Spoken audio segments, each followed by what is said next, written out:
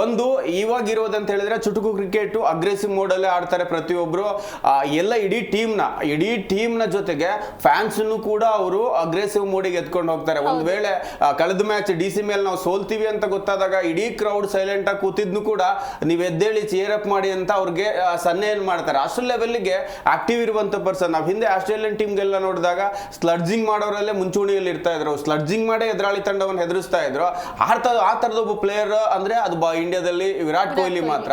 ಹಾಗಾಗಿ ಯಾವುದೇ ಕಾರಣಕ್ಕೂ ಸೋಲೊಪ್ಕೊಳ್ಳಲ್ಲ, ಮಂಕ ಆಗಲ್ಲ. ಜೊತೆಗೆ ನಿನ್ನೆ ಆಡಿದ್ ನನಗೆ ಅನ್ಸುತ್ತೆ ಅವರು ಸೆಂಚುರಿಗೋಸ್ಕರ ಆಡ್ಲಿಲ್ಲ, ಜೊತೆಗೆ ಕಡೆಯ ಮ್ಯಾಚ್ ನ ಎಷ್ಟು ಪ್ರೇಕ್ಷಕರಿಗೆ ಮುದ ನೀಡಬೇಕು, ಜೊತೆಗೆ ಚೇಜಿಂಗ್ ಕಿಂಗ್ ಅಂತ ಏನಿದೀವಲ್ವಾ ನಾವು ಆ ಸ್ಥಾನವನ್ನ ಉಳಿಸ್ಕೋಬೇಕು. ಆ ಹೆಸರಿಗೆ ತಕ್ಕಾದ ಆಟವನ್ನ ನಿನ್ನೆ ಆಡ್ತಾರೆ. ಜೊತೆಗೆ ಅದ್ರ ಹಿಂದಿನ ಮ್ಯಾಚ್ ಅಲ್ಲಿ ಸ್ಲೋಯರ್ ಒನ್ನಿಗೆ ಅವರು ವಿಕೆಟ್ ಒಪ್ಪಿಸೋಗಿರ್ತಾರೆ. ನಿನ್ನೆ ಕೂಡ ಅವ್ರಿಗೆ ನಿರಾಸೆ ಆಗ್ತಿತ್ತೇನೋ ಗೊತ್ತಿಲ್ಲ, ಯಾಕಂದ್ರೆ ಸಿರಾಜ್ ಅವರ ಅತ್ಯಾಪ್ತ ಶಿಷ್ಯ, ಅದರಲ್ಲೂ ಕೂಡ ಬಾಲ್ ಹಾಕೋದಕ್ಕಿಂತ ಮೊದಲೇ ಹೇಗಿದ್ಯಾ ಬಾಯ್ ಅಂತ ಮಾತಾಡ್ಸಿ ಹೋಗ್ತಾರೆ.